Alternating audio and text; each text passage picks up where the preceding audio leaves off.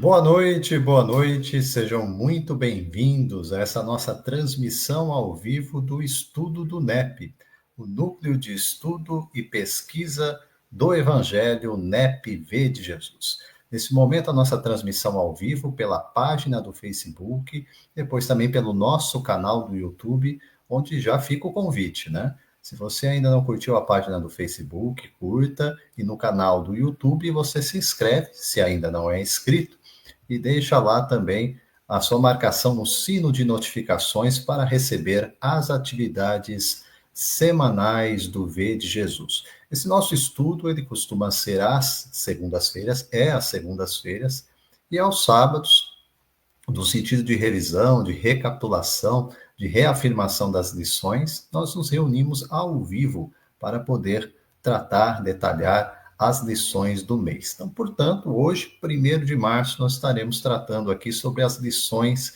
que foram expostas no mês de fevereiro. No mês de fevereiro, nós tratamos, dando sequência aqui ao nosso estudo do V de Jesus, que já está na sua 3ª temporada, da série que se dedica ao estudo, que vai relacionando o Antigo e o Novo Testamento sobre a ótica da doutrina espírita do Consolador prometido. E o olhar especial no Novo Testamento para as cartas de Paulo, para a carta de Paulo, em especial a carta aos Romanos, série que nós intitulamos Romanos verso a verso. Pegando, portanto, essa carta que é uma carta referencial para a cristandade em todos os tempos, carta que foi aí muito e por demais comentada por grandes ícones do cristianismo, haja vista que Calvino, Agostinho de Hipona, John Wesley, né, e tantos outros comentaram esta carta e muito do seu envolvimento, da sua transformação à luz da mensagem do Cristo, tem a ver com as lições que Paulo traz aqui. Lembrando que é uma carta lá do 1º século da era cristã, dirigida inicialmente a uma comunidade na capital do império, por isso a carta aos Romanos, né? E que era uma comunidade mista de judeus que haviam ido para a capital do império, muitos deles sofrendo perseguição na região ali da Palestina, fugindo, então, foram para a capital do império, e outros gentios, estrangeiros, né? Quantos e tantos circulavam ali em Roma e se viram, de certa forma, ali neste contato, né, com a mensagem inicial que foi sendo levada pelos cristãos, se viu impactado, se viu afeiçoado, tocado por aquela mensagem. Essas comunidades, elas se formavam basicamente em residências, gente, em casas. Então, quando nós falamos em igreja no Novo Testamento, é claro que nós não estamos falando aqui de um prédio erguido, tal qual nós conhecemos hoje, aquelas edificações, residências, reuniões íntimas, particulares. O sentido de igreja, de reunião, de assembleia, tem muito a ver com isso, né? Então, essa comunidade cristã que ia recebendo, portanto, as instruções pós-Jesus através do colégio apostólico, dos apóstolos, né? Os 12 que foram eleitos pelo Cristo. Judas vai desencarnar, né, suicidando-se, e então Matias vem para o seu lugar, mas achou por bem, foi uma definição de Jesus nesse sentido, eleger um vaso escolhido, como ele próprio diz a Ananias, e traz então o doutor da lei, Saulo de Tarso, para cumprir esta finalidade. E Paulo, então, doutor Saulo de Tarso, agora convertido, Paulo vai, através das cartas, trazer muitos desses ensinamentos que passaram, então, a circular entre as comunidades cristãs como os primeiros escritos, os primeiros grandes escritos que impactaram essas comunidades, né? Depois, os evangelhos. Então, quando a gente fala hoje de Marcos, de Mateus, de Lucas, de João, é posterior a essas cartas. E uma delas é a carta aos Romanos. Os historiadores dizem que em torno ali do ano 60, antes, né? Antes, em torno ali do ano 50, essa carta teria sido ditada, foi ditada por Paulo e anotada pelo escriba Tércio, né? Então, Essa sequência que nós temos e vamos tratar na noite de hoje é uma sequência que vai olhar para o capítulo 3º da carta de Paulo aos Romanos. Como já disse, 3 temporadas, né? Essa é a terceira que nós iniciamos em 2025. Lá no canal do YouTube você tem a playlist, listagem de vídeos, desde a introdução, passando por cada um dos versos, em cada um dos capítulos, né? Por isso, Romanos, verso a verso. Então, muito detalhamento nessas lições, muita riqueza de ensinamentos e essas conexões com a doutrina espírita que tanto nos facilita, como diz o próprio Consolador nas palavras de Jesus, relembrando as palavras do Mestre, ao mesmo tempo em que detalha para a gente a aplicação das leis divinas. Eu não estou sozinho aqui à noite de hoje, como de costume, nos nossos encontros ao vivo, nós temos os nossos convidados. Hoje, além de convidados, comentaristas aqui do V de Jesus, está conosco e eu chamo agora para participar com a gente. Seja muito bem-vindo, André Fernandes. Boa noite, André. Boa noite, Emerson. Boa noite, amigos. É um prazer mais uma vez estar aqui. Pela primeira vez nesse ano, né? Minha estreia esse ano. E como sempre, obrigado pela oportunidade. Espero que a gente consiga alcançar um pouco do pensamento paulino, né? Obrigado.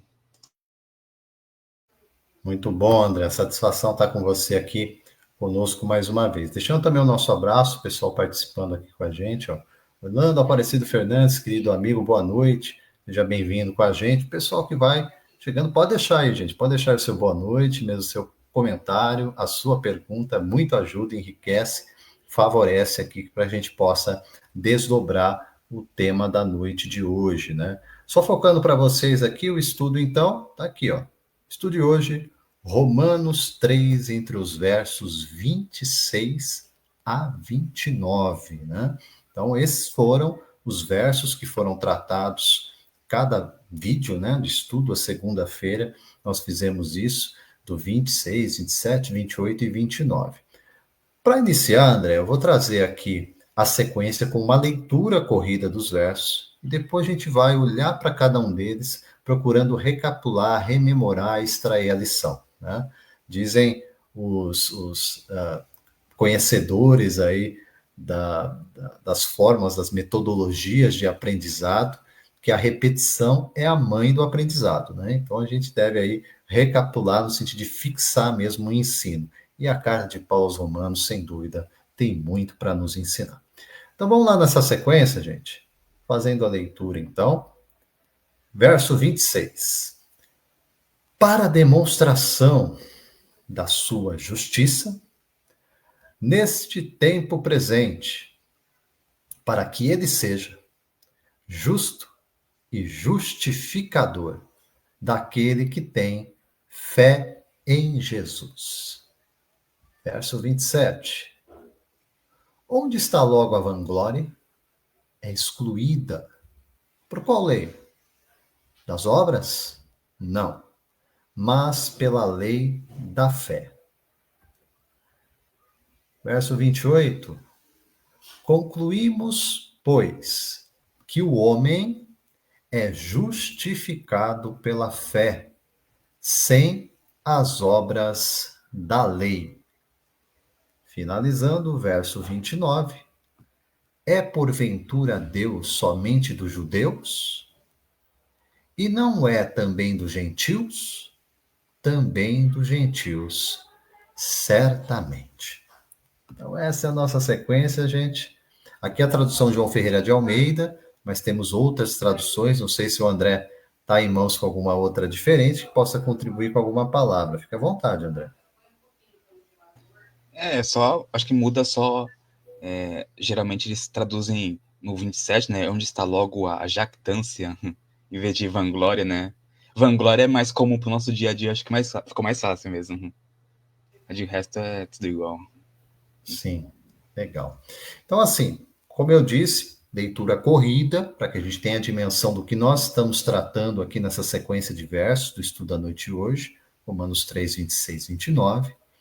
Agora, sim, é importante a gente olhar para cada um desses versos e procurar extrair a lição aplicável para a gente. Nós somos também aqui uma comunidade cristã, no sentido que também recebemos aceitamos a mensagem do Evangelho como essa mensagem transformadora e temos a mesma necessidade dessa comunidade do primeiro século de tornar essa mensagem algo real para as nossas vidas, né?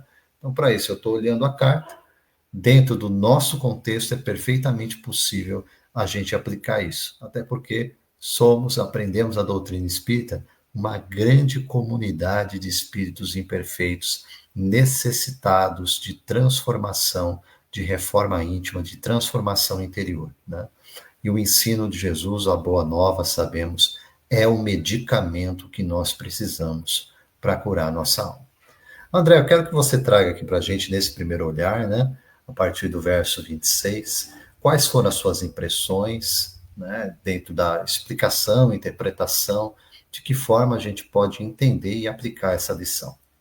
Vamos lá? Verso 26. Bom, mas fica à vontade para me interromper a qualquer momento, tá bom? É um bate-papo. Isso. A primeira coisa que eu pensei foi o contexto, né? A que veio antes, a que vemos estudando, né? Que ele fala, para a demonstração da sua justiça, o que ele está falando, né? Então, só para recapitular um pouco os versículos anteriores, ele está falando que a humanidade está equivocada, né? Pela sua ignorância, ou em outros termos, está em pecado, né? É que eu estou evitando usar a palavra pecado para a gente não confundir com a nossa compreensão cristã tradicional, né? Mas é pecado no sentido de errar o alvo mesmo, né? De estar equivocada. E Deus, no seu amor infinito, nos manda Jesus, né?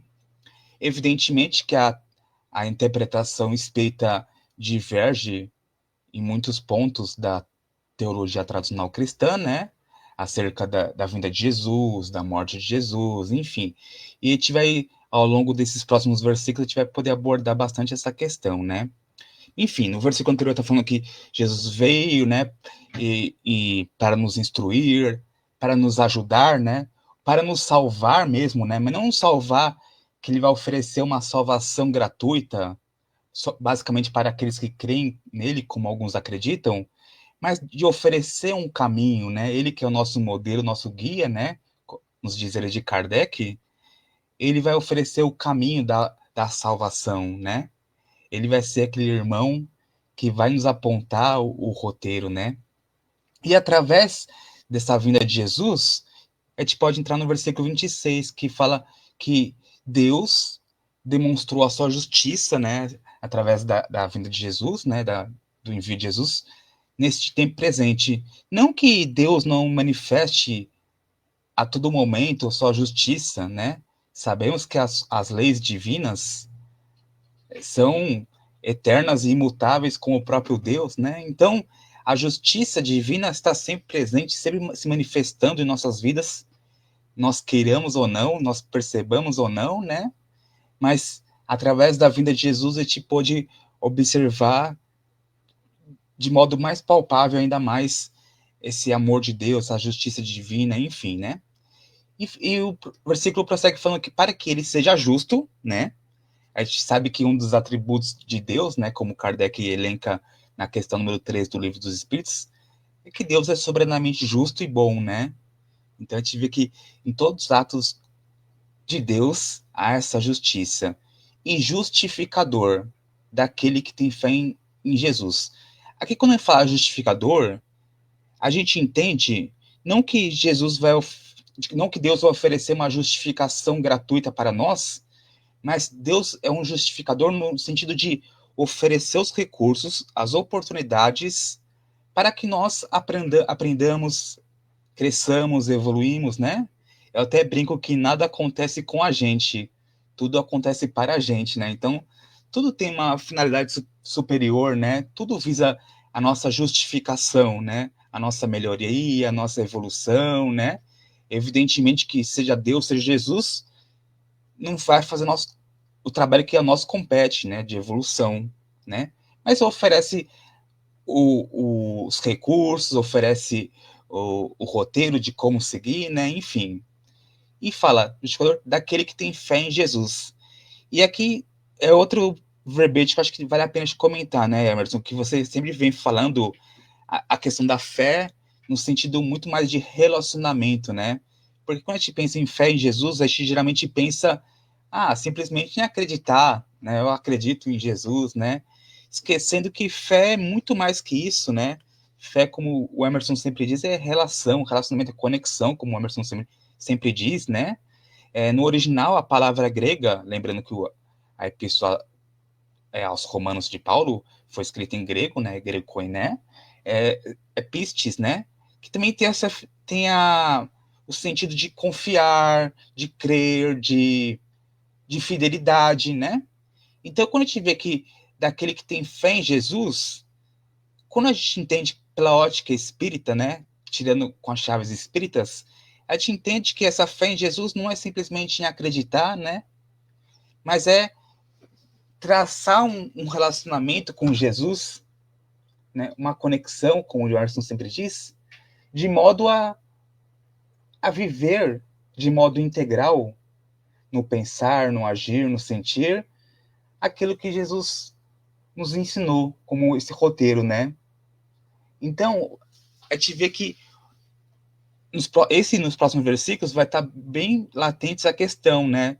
Dessa fé em Jesus, que ao longo dos séculos foi um pouco mal interpretada, né? Mas que a doutrina espírita vai falar que nada mais é do que essa vivência plena, né? Dessa comunhão, desse reino de Deus no nosso íntimo, né, Emerson? Foi isso que eu peguei mais ou menos por cima. Legal, André. Você percebe que o único verso aí, a gente tem muito assunto, né? Daria para a gente ficar nele realmente para desdobrar. A gente fala, tem os vídeos anteriores aí, o pessoal acompanhado, o estudo de fevereiro, né? Mas a gente quer recapitular a lição exatamente para perceber quão rico é o pensamento paulino na exposição na carta aos Romanos, né? É interessante notar que um pouquinho antes desse verso 26, no 25, ele termina, você pega a tradução, por exemplo, na Bíblia de Jerusalém, a tradução católica, né? Ela vai trazer para o verso 26 como se fosse uma sequência desse pensamento do 25, a expressão tratando sobre o tempo da paciência de Deus. No tempo da paciência de Deus, aí continua o Tanto 26. é que o 25 termina com uma vírgula, né? Isso, Lembrando que até há poucos séculos atrás não tinha divisão de capítulos nem versículos, né? Veio com a imprensa. Então era um texto contínuo, como o Emerson leu mesmo, né? Então faz todo sentido, né? É a mesma coisa, né? isso. Desculpa, desculpa. E eu citei essa expressão porque ela é fundamental para a gente entender mesmo essa ideia de justificação gratuita. O André usou muito essa expressão, né, André? Justificação gratuita. E às vezes pode dar um falso entendimento, simplesmente algo jogado para a gente, fala, tó para você, né? Tó para você, vê aí o que você vai fazer. É algo assim, né? Quando a gente fala dessa gratuidade, tem a ver com o quê? Com a misericórdia de Deus. E eu tenho que analisar que, olha, por que Paulo está falando para a gente sobre a aplicação de uma justiça? Por que ele está falando sobre justo, justificador? Por que essa necessidade de justificar alguém? O que aconteceu, afinal, conosco, para que a gente esteja. E assim, se for olhar o pano de fundo da carta aos Romanos, em determinadas expressões de Paulo, como um homem da lei, né? Da lei de Moisés, explicando isso à luz agora do Evangelho do Cristo, a gente se sente muitas vezes num tribunal, né? Num tribunal, na condição, e Paulo é claro, né? Você pega esse capítulo terceiro, Paulo vai declarar abertamente, olhando mesmo para o Antigo Testamento, para os Salmos, né? Recapitulando isso, trazendo para a gente, dizendo: não há um justo sequer. Ora, o que significa? Que todos estamos numa condição de infratores diante da lei divina. Da onde vem isso? Então, você pega a teologia tradicional, o pessoal joga tudo nas costas do Adão, né? Então, Pecado fala, original. Adão, tá. Tem gente, André, assim, eu converso, né, com o pessoal cristão, dentro da tradição, do pensamento mais tradicional aí, né? E eles têm bronca do Adão. Eles falam assim, olha, se me fosse possível Nossa, chegar do lado de lá, né, só do céu, chegar no céu, e chamar um para conversar, eu queria conversar com esse Adão. nossa. Ele que complicou toda a história. Percebam, né? Quando a gente pega a luz da doutrina espírita, nós sabemos que o Adão não é um sozinho, não. que o problema não está nas costas de um, que esse Adão personifica um perfil que está presente em cada um de nós. Quando eu É um disse aqui, arquétipo muito presente ainda, né? Se for pensar. eu, O primeiro Adão, como diz Paulo, ainda é muito vivo dentro de nós, né? somos nós este Adão do primeiro momento, do Adão que transgrediu a lei divina. Eu fiz isso, o André fez isso, cada um de nós aqui nessa comunidade, como eu disse, de espíritos imperfeitos, necessitados de regeneração, está nesta condição. Então, assim, às vezes eu vejo uma certa tendência a gente amenizar isso, como que assim, só fosse um ajustinho aqui, tá tudo certo, a gente resolve o problema. Não, é algo muito mais profundo. A gente vai ver na própria sequência das cartas de Paulo, ele próprio fazendo a sua autorreflexão, escrevendo isso para a gente.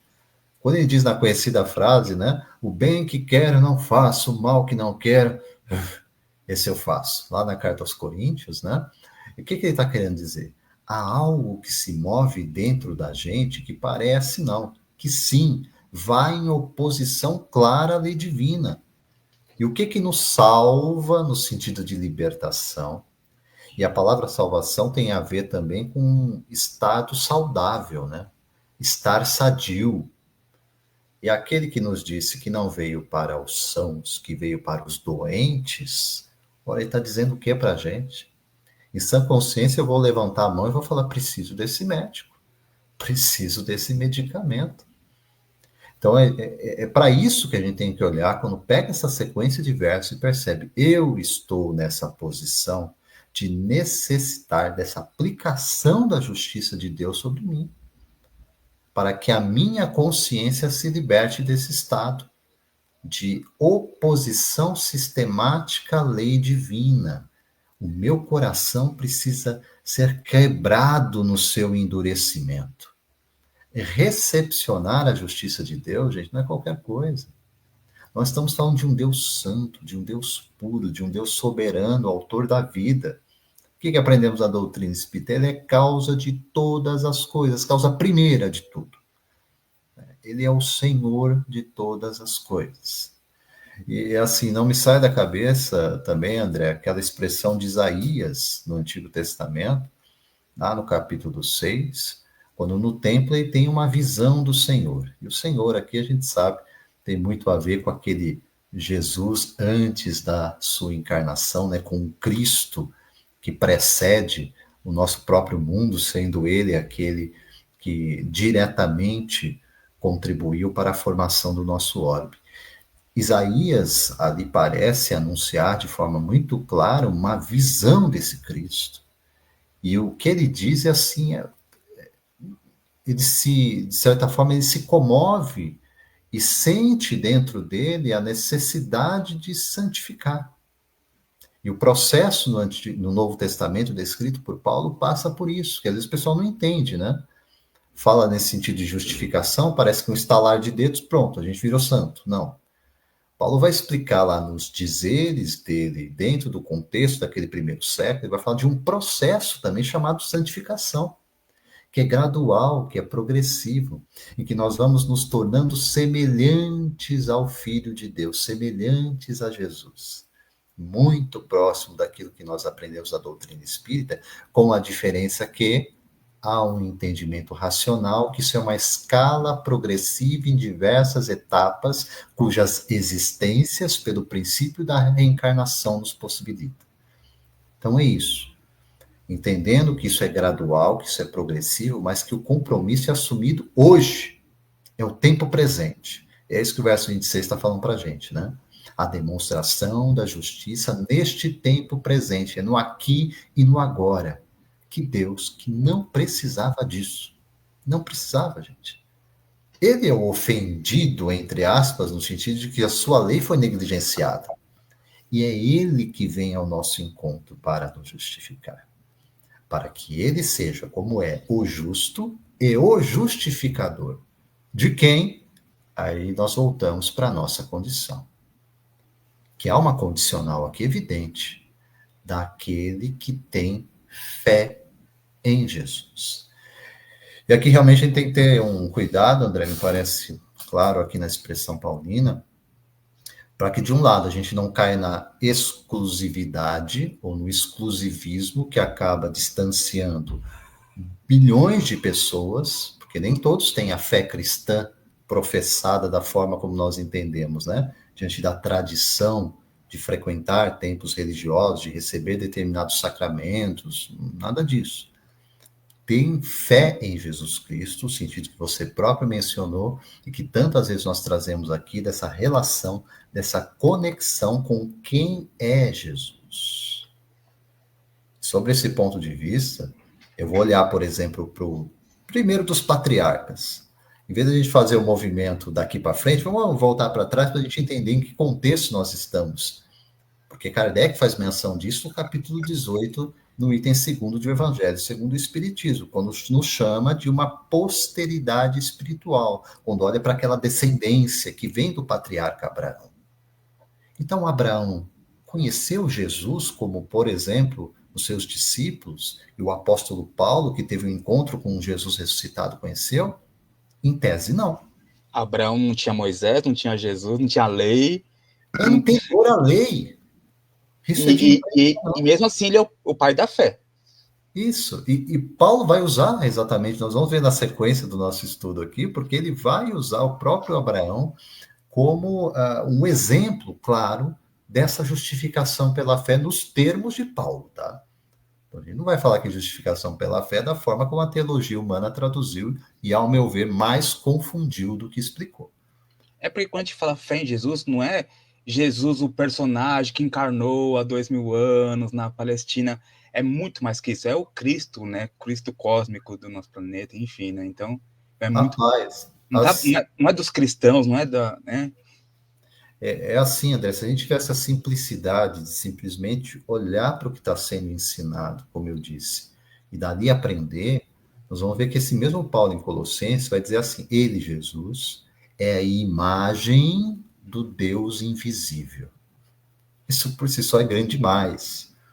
Né? Quer dizer, um Deus que eu não vejo, que eu não toco, não é aquele Deus de pedra, mas ele é a imagem, a representação plena daquilo que eu devo buscar como filho de Deus. Quando se fala, ele é o filho bem amado de Deus, por quê? O que ele faz que eu não faço ainda? Porque ele é do agrado de Deus, enquanto eu me encontro, entre aspas, nesse tribunal para ser julgado. É disso que nós estamos falando. E também não é aqui uma mera questão comportamental. Eu sou um aluno nota 10 na sala de aula, né, no meu comportamento, ou sou um aluno nota 0? Não é só essa questão, é uma questão muito mais íntima, muito mais profunda, de que mesmo que eu esteja no caminho do extravio, sentido também do pecado, né, que o André mencionou aqui para gente, sentido a palavra hamartia, né, do grego também, para tratar do pecado, fala sobre isso, o erro do alvo, o desvio, o extravio, eu gosto muito de dizer da via extra, né, a gente criou um atalho, criou um caminho. É como se fosse uma estrada principal, que são as leis divinas, a gente se afasta de pegar atalhos, né? Sim. E a justiça divina puxa a gente de volta, né? Para essa rota. Ou convém a gente, através do nosso ato de caindo em si, como aconteceu com o filho pródigo, né? Caindo em si, voltar para a casa do pai por esse caminho, né? Evidentemente que a gente tem um grande GPS, que é a nossa consciência, que vai dizer onde é o norte, onde é o sul, para onde a gente deve seguir, né? Onde está escrito as leis divinas. E através do nosso caminhar por essa estrada, a gente vai se justificando, né? A gente vai caminhando, chegando mais próximo, cada vez mais, dessa comunhão com o divino, né? Com Deus. Que mais do que externamente está dentro de nós, né? Porque no fundo é uma comunhão com a minha própria consciência, sobretudo, né? Quando eu falo viver as leis divinas, é mais viver o meu propósito, né? Viver aquilo que eu estou destinado, a que eu fui criado, né? Então esse desvio de rota é muito mais interno, se a gente for pensar. Eu estou desviado do meu DNA divino, vamos dizer assim, do meu propósito, né? Minha destinação, né? Então as próprias leis se encarregam de trazer a gente de volta para esse caminho, né? E graças a Deus que a gente tem a graça divina, como você falou, né? que é essa misericórdia, que por mais que a gente não mereça, por causa que se for por merecimento, a gente não deveria nem estar falando do evangelho na noite de hoje. Eu digo por mim e por Emerson, a gente, se for olhar por nossas encarnações passadas, a gente não tem nenhum mérito para estar aqui hoje, né? Mas pela graça divina, novas reencarnações são oferecidas, oportunidades de voltar a estudar o evangelho depois de termos nos equivocado no passado, né? E continuar aprendendo, enfim, né? Sempre, por mais que venhamos a cair, levantemos e sigamos em frente, né? Exato. E essa questão, então, só para reafirmar, né, da fé em Jesus Cristo, realmente é uma relação com essa lei divina aplicada na vida. Então, olhe para a vida de Jesus e o que ela comunica em mim. Né? E por isso que essa conexão, e Jesus pede isso, né? Venham a mim para que eu os conduza ao Pai. Ninguém vem ao Pai senão por mim. Ele se coloca como este mediador. Isso é fundamental, né? Então, eu chego aqui no verso 27, que é a nossa sequência, né, de versos que foram estudados, aí vem a pergunta, né? Porque a pergunta tem que impactar diretamente a gente no aspecto de nos colocar no devido lugar. Porque nós somos orgulhosos, somos egoístas, né? A nossa tendência é tentar jogar, o André acabou de tocar na questão do mérito, né? Às vezes pode ser muito proverbial, a gente fala, não, porque eu não mereço, mas no fundo a gente pensa assim, não, mas é aquilo outro que eu fiz, que eu tenho feito, né? Mereço sim, eu sou melhor do que o fulano, que o Beltrano, que o ciclano, né? Então, quando a gente pensa nesse aspecto, eu tenho que recapitular Jesus ensinando na parábola do fariseu e do publicano, olhando para o fariseu, que olhando para a situação do publicano, diz, porque eu não sou como este publicano, que era um homem mal visto, né? Aquele que, entre aspas, roubava, né? Roubava o povo, cobrando altos impostos, e ele, fariseu religioso, cumpridor das regrinhas da lei e tal, se colocava nessa condição. E Jesus coloca o publicano e diz, o publicano mal conseguia erguer os olhos dentro do templo, batia no peito e dizia, né, misericórdia, porque eu sou um pecador. E Jesus diz, este publicano saiu, ele usa a expressão, justificado. O justificado que a gente tem que entender é um ajustamento que promove na consciência um auto-perdão.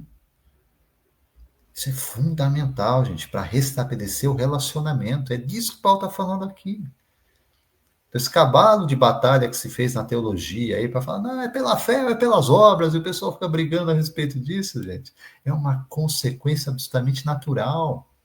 Assim como a fé e o arrependimento e a fé são passos conjuntos.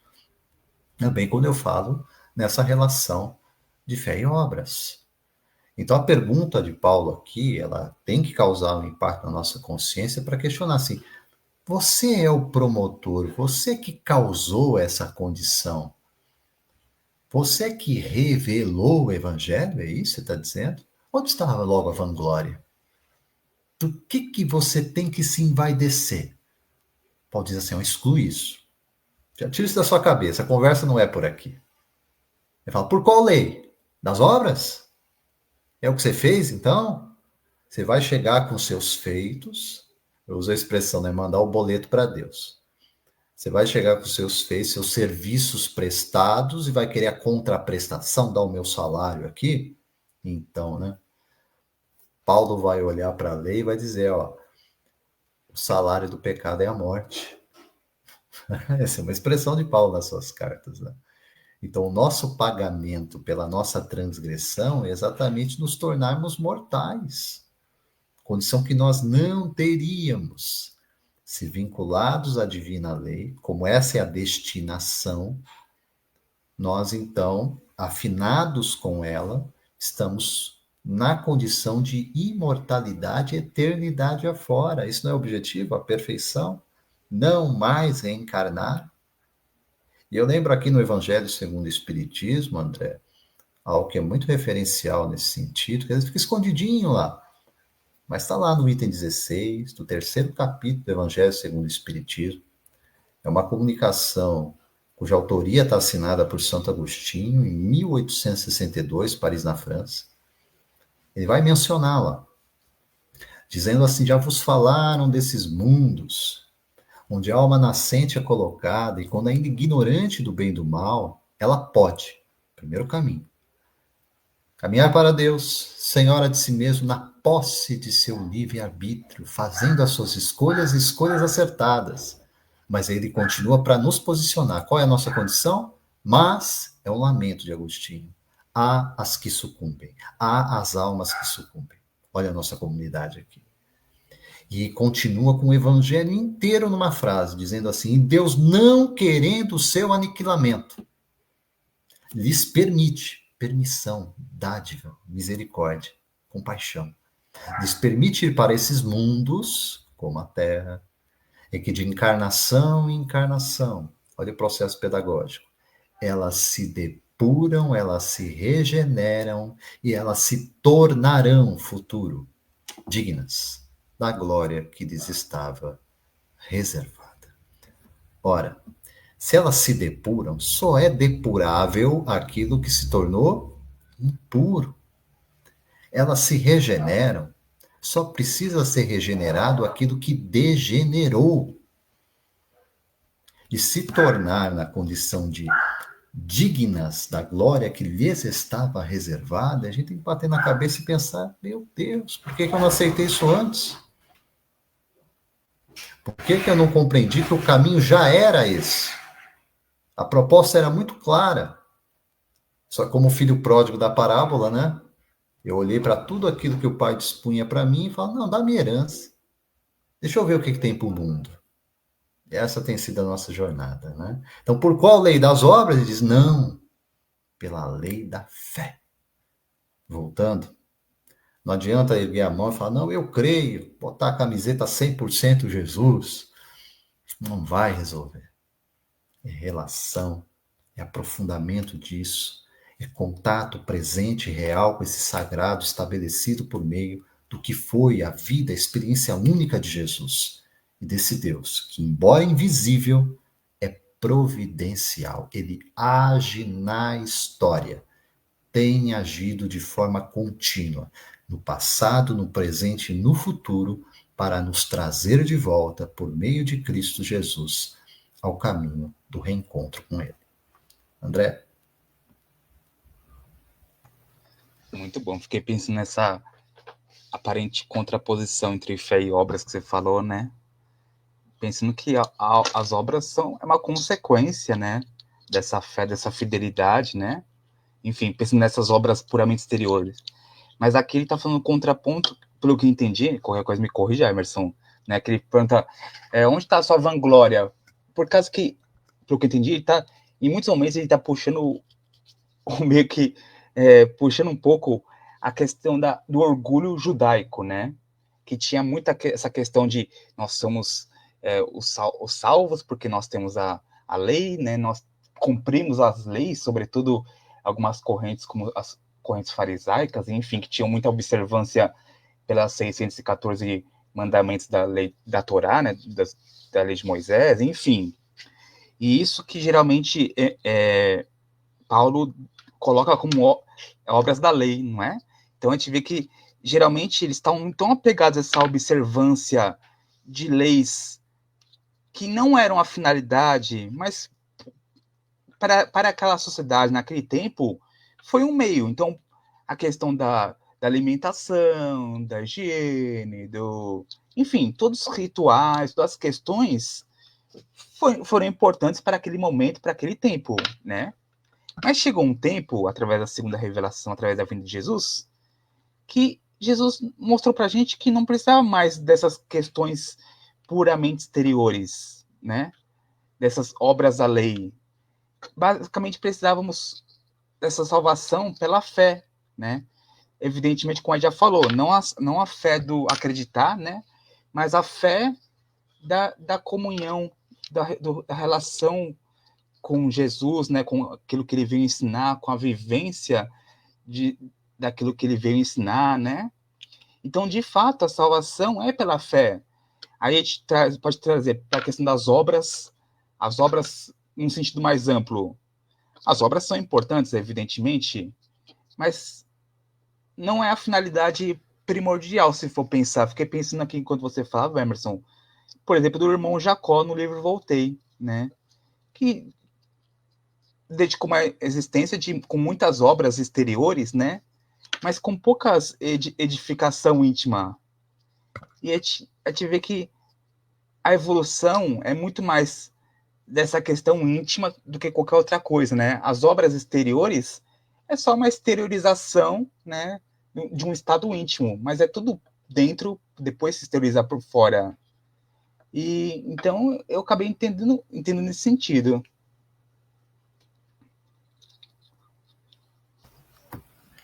Sim, André, tem tudo a ver, né? Porque quando eu penso realmente, por que que eu faço boas obras, né? O que me leva, o que me move a fazer? Então a gente tem que ter um referencial. Por que que é certo fazer assim e errado fazer de outro jeito? Então você vai perceber que se você retira Deus da história, se você retira o que é a lei que não é humana, que é uma lei divina, nós entendemos como uma lei natural, e aprendemos a doutrina espírita como uma recapitulação de tudo isso também, de que é a única possível para a felicidade do homem, né? Aprendemos isso na questão 614 de O Livro dos Espíritos. Essa lei divina, portanto, está tendo aí como um estado natural para que a gente encontre aquela paz, aquela harmonia que dizemos que buscamos, né? Pois bem, se assim o é, a consequência, o fruto da árvore é a boa obra. Agora, como é que eu pego isso, vou diante de Deus e falo, da minha parte, né? Assim, não, eu mereço a salvação. Eu conquistei a minha salvação. Gente, deveria corar de vergonha diante de um, ainda que fosse algo que ficasse só dentro da nossa cabeça, né? Deveria corar de vergonha. Então, assim, é claro e é evidente. E eu falo isso de coração, André, porque às vezes eu vejo, mesmo espíritas, pessoas assim com um entendimento da doutrina, resvalando por esse falso entendimento da salvação pelas obras. Como querendo dizer assim, não, eu não estou com a teologia tradicional que fala da salvação pela fé, mas eu não preciso, gente, cumprir exatamente aqueles princípios que a teologia, infelizmente, desviou, com um excesso para o outro lado, né? Entendendo a fé simplesmente como um aceite e a participação em determinadas ritualísticas, que é exatamente o que Paulo está condenando nas suas cartas. Né? E que nós aprendemos a doutrina espírita com lei de adoração, primeira das leis que Kardec vai tratar no livro terceiro, de O Livro dos Espíritos, que assim, problema nenhum com o ato exterior. Eles até dizem assim, se é para um bom exemplo, ok, legal, muito bom. Por isso que nós respeitamos absolutamente as variadas formas de adoração nos diversos segmentos religiosos. Esse é um princípio na doutrina espírita, né? Esse respeito à liberdade de expressão religiosa. Agora, quando eu me apego a isso, e pior, faço disto a forma pela qual eu vou distinguir quem merece, quem não merece, quem é de Deus, quem não é de Deus. Tem um problema muito sério no nosso entendimento, que vai afetar diretamente a nossa relação com Deus, que por si só já é complicado quando se estabelece assim, e pior ainda também, porque isso vai influenciar na minha relação com o próximo. Eu vou ser uma pessoa assim preconceituosa, o entendimento significa preconceito, né? Eu crio um entendimento antes de compreender exatamente o significado dele e vou professar isso por aí. Tem muita gente vivendo nesse estado de transe, né? De crer que tem um estado de privilégio, um status de privilégio diante de Deus, porque cumpre regrinhas. Isso é muito É, mal. é o que aconteceu, sobretudo com o movimento farisaico, né? Era muito mais uma relação entre os homens e as leis do que homem com Deus. Então era uma cumprir regrinhas. Eles estavam, inclusive, pegavam o pé de Jesus muito todo momento com relação a essas regrinhas, né? Porque eles começaram a confundir o que era meio, o que era fim, né? As regrinhas eram um meio, mas não era o fim por si mesmo, né? Se as regrinhas não levassem a, ao amor, ao próximo, enfim, como Jesus a todo momento exemplificou, a própria parábola do bom samaritano é um exemplo disso, né? Ele coloca um contraponto entre aqueles referências religiosas, que era o sacerdote levita, contra o samaritano, né? Então, sacerdote levita, em tese, adoravam a Deus no modo certo, fazendo toda a questão ritualística, enfim, mas diante do próximo caído, passaram adiante, enquanto que aquele que atendeu aos desígnios divinos, né, digamos assim, foi aquele que, em tese, exteriormente não fazia os atos, não adorava no templo de Jerusalém, não adorava do modo que eles encontravam como certo, né? Era um herege aquele samaritano, mas diante do próximo ele atende, né? Diante do altar do próximo, né? Lembrando que entre nós e Deus o próximo é a ponte, né? Como diria André Luiz. Então, a gente vê que muitas vezes essas leis impediam eles de amarem, de fazerem o bem, enfim, né? Então, obras da lei, muitas vezes, que acabam mais atrapalhando, né? Evidentemente que naquele tempo de Moisés foi necessário para, como se fosse colocar um cercadinho, vamos dizer assim, das criancinhas, para aqueles espíritos um pouco mais rebeldes, né? Mas com Jesus, que é de atingir, segundo Emmanuel, a maioridade espiritual, né? Já estávamos um pouco mais conscientes, não precisava mais desse cercadinho das crianças.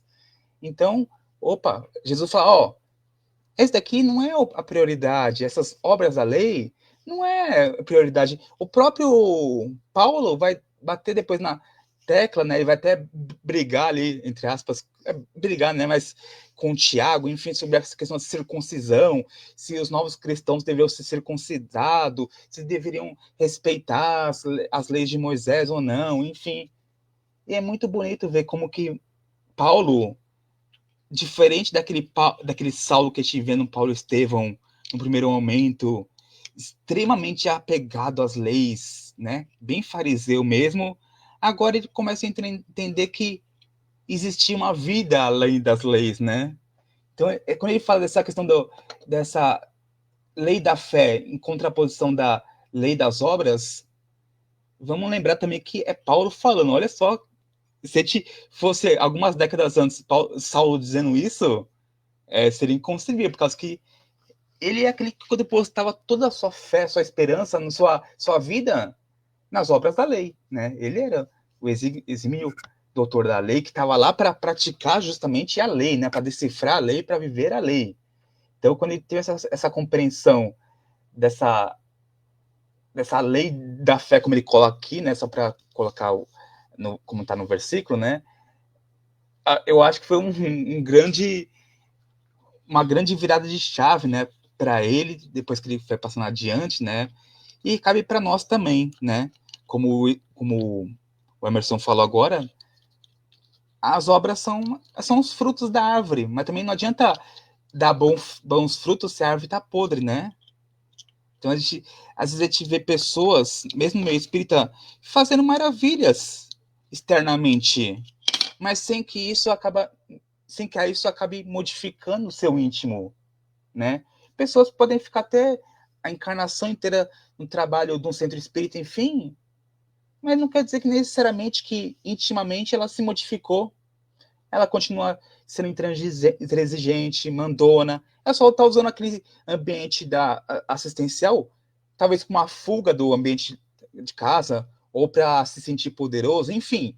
Então, a gente não tem como definir também a evolução, assim, o avanço de um espírito simplesmente pelas obras visíveis a olho nu, né?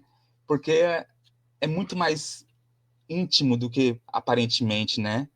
É muito mais. Eu digo isso por causa que a gente traz essas obras da lei para os nossos dias, né? Se a gente for pensar, mesmo que o espiritismo não tenha rituais, existem umas práticas que, entre aspas, seriam como se obras da lei espíritas, né? Que acaba que os espíritas fazem, enfim. E a gente acaba se apegando a essas obras da lei do movimento espírita e esquecendo que não é o essencial. É importante? É um meio, mas não é a finalidade, né? Enfim, e gente, como diz aqui, a gente não pode se vangloriar por essas questões que são puramente exteriores, que são puramente só a embalagem, vamos dizer assim, né? Não a essência. Então, que possamos viver pela lei da fé, como ele diz aqui, né? A fé como bem entendida, como o Emerson falou. Legal. Só como dica, André, acho que muito do que você disse aí vale a leitura de um livro conhecido até, né? Mas assim, acho que a gente precisa rememorar muitas vezes a respeito do exemplo que se encontra ali, porque foi escrito com essa intenção, que é o livro Voltei, né? Psicografia de Chico Xavier, na história no ensino aí do Espírito Frederick Jacob, Figner. né? É Frederico Figner, né? Antigo presidente da Federação Espírita Brasileira, que dá testemunho vivo disso que você acabou de dizer. Isso. Então, assim, às vezes a gente tem aquela situação ali do ativismo, seja o ativismo filantrópico, assistencial, o ativismo doutrinário, né? Ah, fiz tantas palestras, não. Aproveitou para você primeiro? Essa é a grande questão. Os ouvidos, né? Estão recebendo esse ensino, né? O ativismo mediúnico, né? Então, estou há 30 anos participando das reuniões de desobsessão na casa espírita e tal. E o seu processo, né, de desobsessão está trabalhando. Nós somos os necessitados, gente. Nós somos. Então, cuidado, assim, ao exibir medalhas de mérito, né, de honra e mérito, no sentido daquilo que a gente está fazendo, porque bate nisso que Paulo está dizendo, né? Onde está a vanglória? Qual lei você está falando? Das obras? Não, sonoro não. É a da fé, né? A lei da fé, da relação, da fidelidade, da confiança real.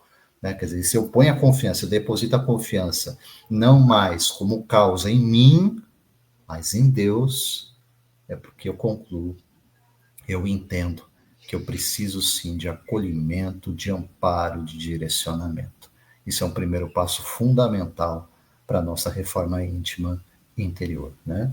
Então, aqui, nesse aspecto, Paulo vai concluir, é uma conclusão mesmo que ele traz aqui para a gente, né, quando afirma, concluímos, pois, né, quer dizer, o retórico Paulo aqui dizendo para a gente também, concluímos, pois, que o homem é justificado pela fé, sem as obras da lei. Está categórico, Paulo, para falar aqui e defender os termos da justificação pela fé, segundo o pensamento paulino afinado com o evangelho do Cristo. Que ele disse, não receberam o evangelho de homem nenhum, mas do próprio Jesus. Jesus em espírito o ensinaram. A justificação pela fé. Lembrando que Jesus tinha aquela feliz expressão, né? A tua fé te salvou. A tua fé. O que é isso? Justificação pela fé. Quer dizer, essa entrega genuína diante de um Deus que realmente te acolhe, te protege, te quer bem, é isso, né, que constrói dentro da gente uma nova realidade, uma nova forma de nos relacionarmos com o outro, né? Quando eu penso aqui obras da lei, o André trouxe para a gente, né? Mas assim, era um conjunto, e não era um conjunto fácil, não, gente. A gente pega as leis de Moisés na sua totalidade, os historiadores chegam a falar em 613 leis. 613 é muita coisa. Até os mais tradicionais ortodoxos judeus, que eram defensores da reencarnação, eles dizem assim, 613, mas para cumprir no processo. Assim, precisa de muitas existências para cumpri-la. Né? Então, veja a afinidade daquilo que nós ensinamos também.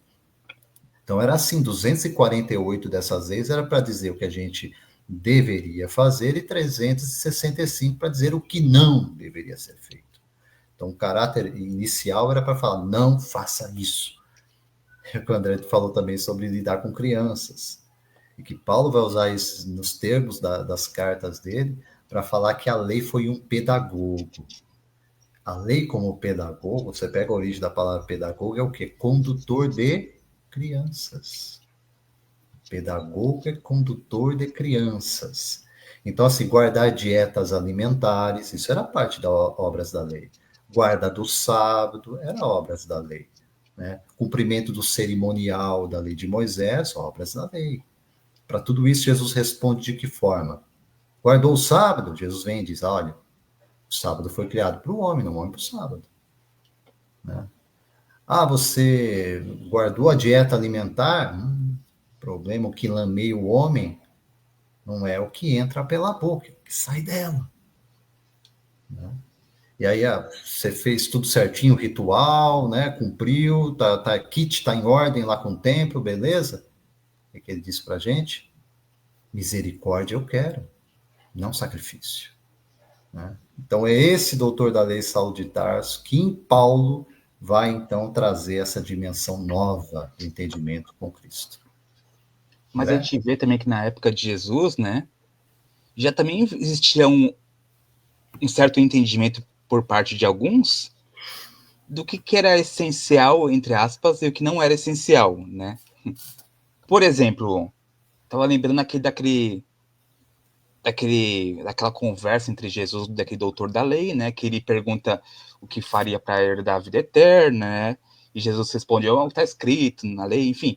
E ele faz uma síntese da lei, né? Quando ele fala de amar a Deus e amar ao próximo, ele está pegando duas leis dos 613 mandamentos e resumindo, ó, quer dizer, quando eu estou amando o meu próximo e quando eu estou amando a Deus, né? Eu acabo abarcando a tudo, né?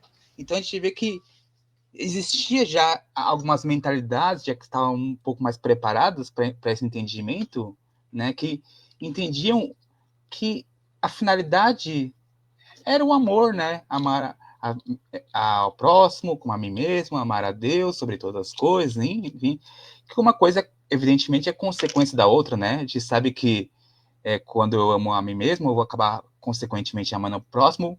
Quando eu amo o próximo, eu vou acabar amando a Deus, né? Não tem como pular. A gente vê hoje em dia algumas pessoas dizendo que amam a Deus sem amar o próximo, né? E como diria João na sua epístola, está um pouco equivocada, né? Você vai falar que ama a Deus, mas não ama o próximo, né? Como a gente está cansado de ver, né? E a gente já cometeu muito esse equívoco, né? De louvar a Deus nas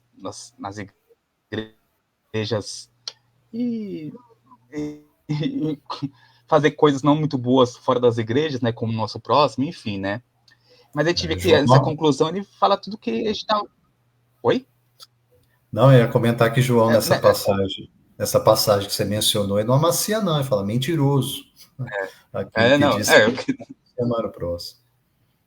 aquele que, Sim. exato, é mentiroso. É. E a gente vê que nessa conclusão ele abarca tudo, né.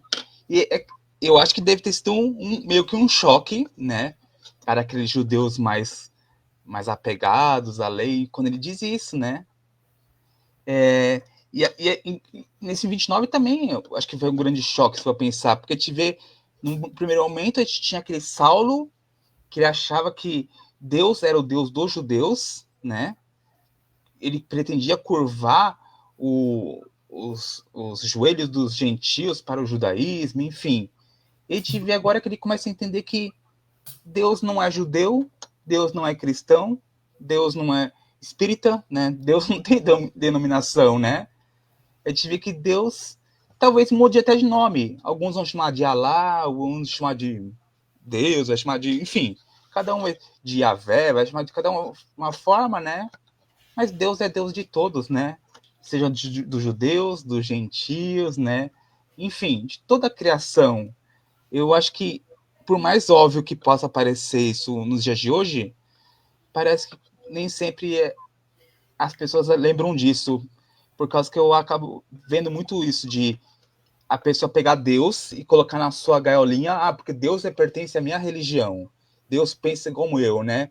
Então a gente cria um Deus que a gente cria a imagem e semelhança nossa. Não que a gente foi criado a imagem e semelhança de Deus, a gente cria um Deus à nossa moda, coloca ele preso nas nossas concepções, né?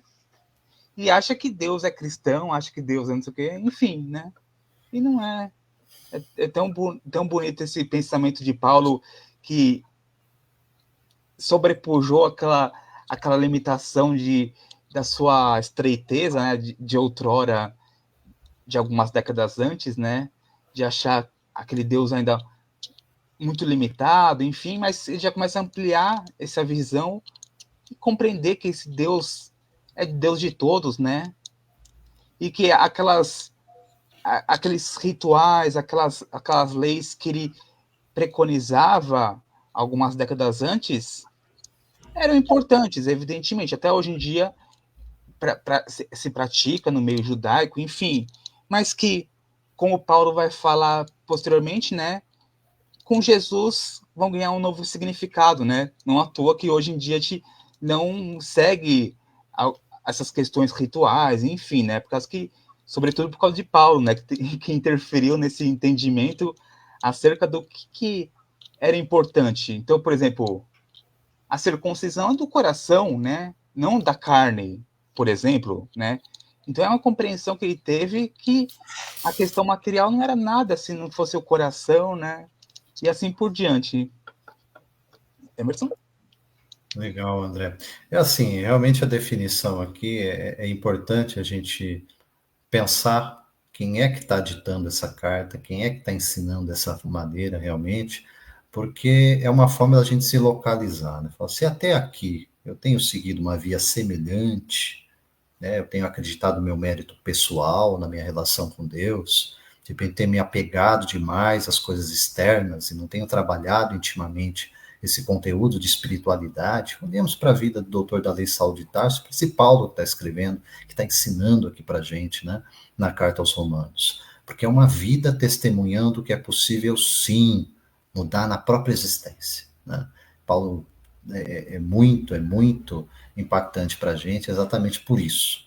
Porque numa mesma vida ele soube fazer essa mutação e muito bem condicionado a partir desse novo olhar que Cristo traz para todo aquele que crê nesse sentido da fé, relação, da fé, fidelidade, da fé, confiança. Né?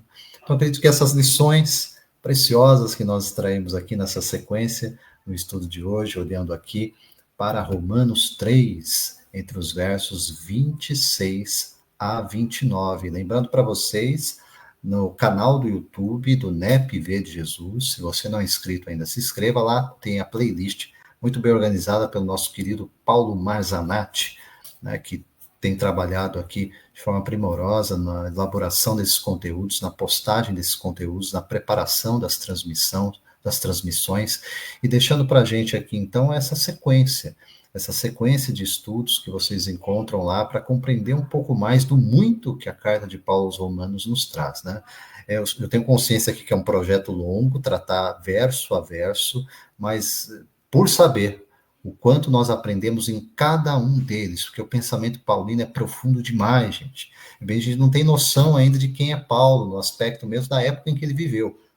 Paulo, no sentido de expressão de pensamento, gente, não está distante de um Platão, não está distante de um Aristóteles. A profundidade de entendimento das conexões que Paulo faz, olhando para o contexto de vida dele, para aquele que ele conhecia de Moisés, dentro do contexto judaico, para aquilo que ele vai trazer do que ele conhece, das influências de Roma naquela época, e também para o conteúdo que ele tinha de entendimento da filosofia grega, Paulo é muito grande no seu pensamento. E por isso, não à toa, Jesus foi lá e pegou, quero você. Você é meu vaso escolhido para levar o evangelho para as nações. E por isso fala, Deus dos judeus, Deus também dos gentios, dos estrangeiros. E por isso eu e você, que estamos porta fora de Israel, estamos aqui na noite de hoje, tratando sobre esses versos de 26 a 29 do capítulo 3 da carta aos Romanos. Amados, chegamos aqui na curva final, passa rápido demais, né, André? Deixando desde já aqui a nossa gratidão por você que esteve conosco e vai acompanhar depois também a transmissão, né? Você que está acompanhando aí, compartilhe e leve adiante. A intenção é multiplicar aí o entendimento, a compreensão do Evangelho à luz da doutrina espírita. André, meu querido, deixando aqui as suas palavras finais, mais uma vez, muito agradecido pela tua presença e pelos seus comentários. Eu que agradeço pela oportunidade de aprendizado, de estar aqui na sua presença, e aos amigos também, que nesse sábado de carnaval, né, nessa festa da carne, mas o espírito é outro, né, enfim.